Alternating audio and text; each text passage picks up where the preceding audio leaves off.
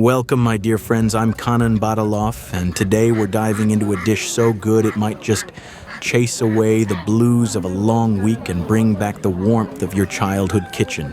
But before we light the fire and season our pans, there's a little journey I must take you on. A journey that begins not in the kitchen, but in the heart of the village. Now picture this, the morning sun just beginning to stretch its golden limbs across the rooftops, and me, basket in hand, heading straight for our village market. This market isn't just a place to shop. Oh no, it's the very heartbeat of our little world. You see, our market is a patchwork quilt of life, colorful, fragrant, and full of surprises. There are hens clucking like gossiping aunties, turkeys strutting like they own the place, and the occasional feisty goose hissing like it knows a secret. Livestock stands mingle with stalls of honey, cheeses, and wild herbs picked fresh from the hillside. And my friends, they're everywhere. You can't take 10 steps without a hearty handshake or a shoulder clap. We don't always need words. A knowing smile over a sack of potatoes, a shared laugh at a goat's antics. These are the moments that make a market day special.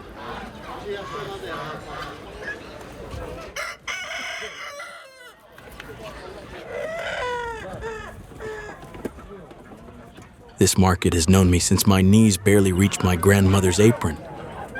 I still remember tugging at her hand, pointing at cages full of chirping chicks, wide-eyed and curious. She'd always haggle with a sly grin, never overpaying, always walking away with the best pick. And I, like a shadow, learned the rhythm of the market at her side.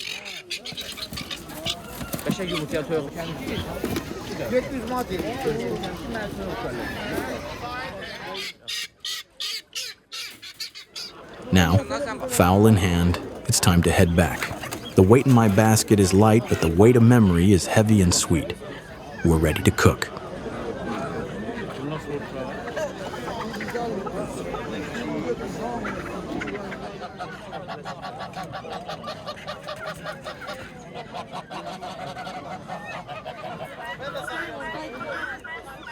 Even now, I can smell it. That mixture of crushed herbs, sun-warmed fruit, and something earthy and old, like the scent of history. My grandmother would stop to sniff the parsley, always choosing the bunch that felt like morning dew in her palm. Walking beside her was like stepping through a living cookbook.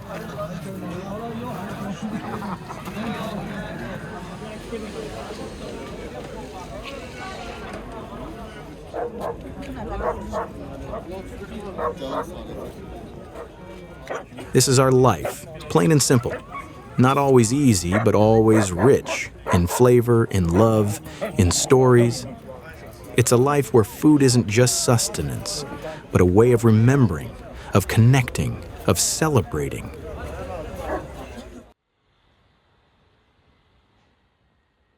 And if these stories warm your heart like a bowl of soup on a cold day, don't forget to subscribe, give us a like, and share this journey with someone who loves food the way we do.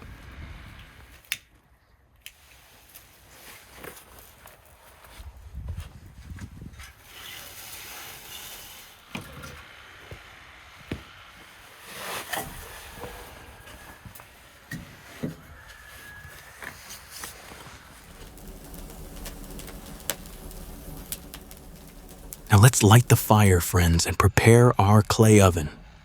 The scent of burning wood, the crackle of the flame. This is how we begin. There's something sacred in those first sparks.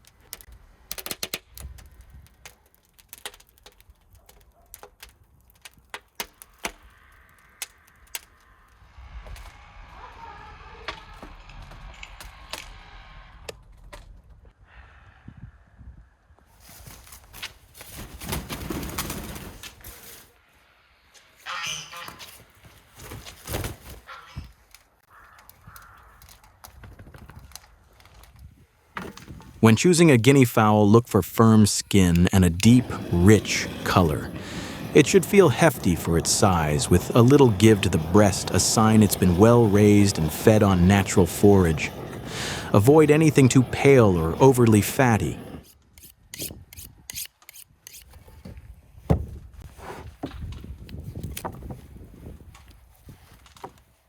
For today's dish, you'll need onions, garlic, sumac, a pinch of wild thyme, and a good dollop of village butter.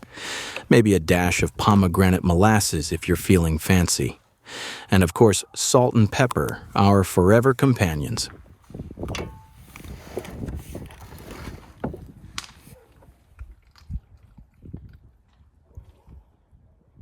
Cooking guinea fowl takes a gentle hand. Roast it at about 375 degrees Fahrenheit, basting often with its own juices. You want the skin crisp like the pages of an old book, and the meat tender enough to fall away with the brush of a fork.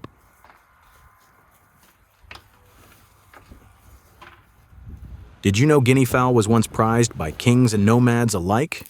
Its meat is lean, slightly gamey, and full of old-world charm. Perfect for stews, roasts, or even grilled over an open flame while the sun dips low behind the mountains.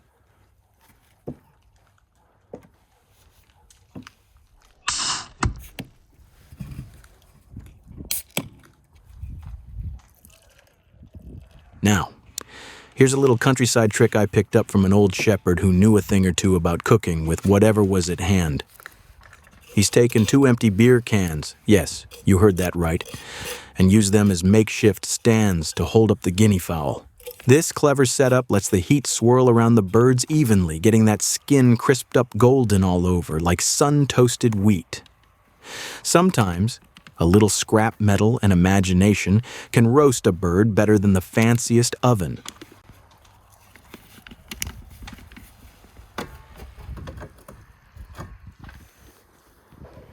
Cheers, friends.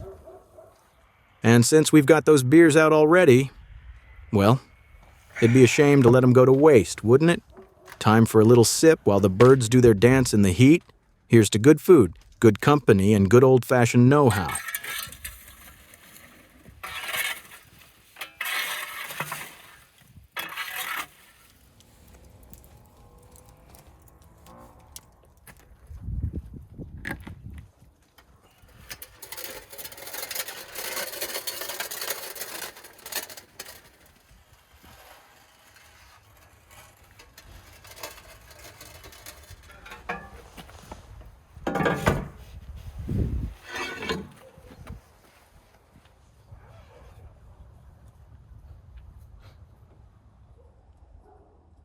Folks, if you like what you're seeing and you want a little more rustic flavor in your feed, don't forget to follow me on Instagram.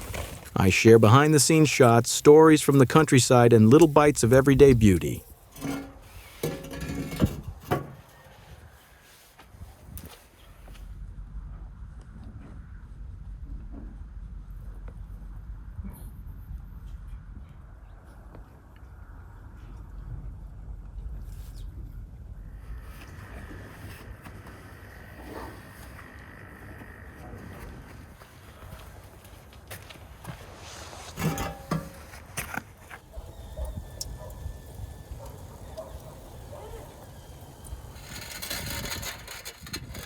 Look at that. The guinea fowl are roasted to perfection. Skin glistening, juices sealed in, and that aroma! It could make a grown man cry. Let's plate these beauties up and call in the little ones.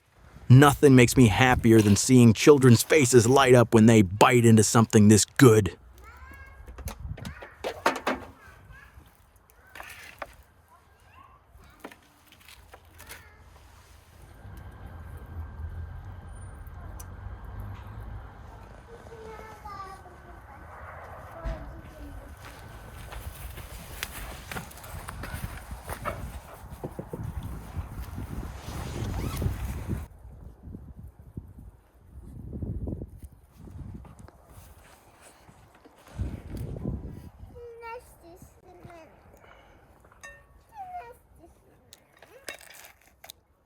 Now take a closer look at this meat.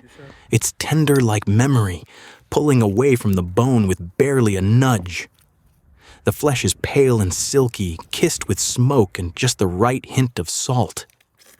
It's got that wild, rich flavor that only guinea fowl can give, deeper than chicken, more delicate than duck, and every bit as noble as a dish from a king's table.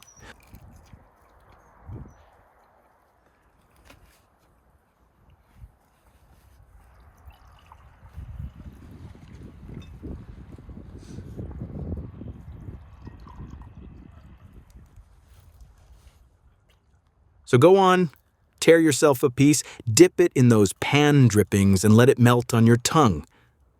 This is food that feeds more than your belly. It feeds your soul, your stories, and your sense of home.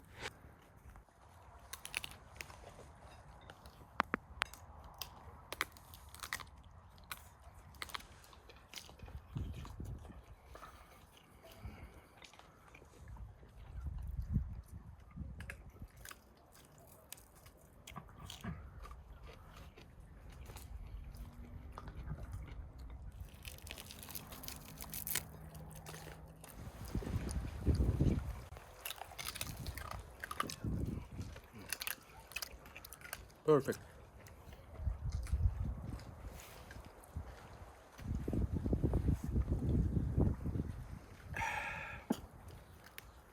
Thank you guys for watching. If you like, don't forget to subscribe. See you soon. If you haven't already, go ahead and subscribe to the channel. There's a lot more coming from my kitchen to yours, and I don't want you to miss a single bite. As the fire cools and the last spoon scrapes the pot, I thank you for cooking along with me. I'm Kanan Badalov, and from my village to yours, keep your roots strong and your spices bold. Until next time, my friend.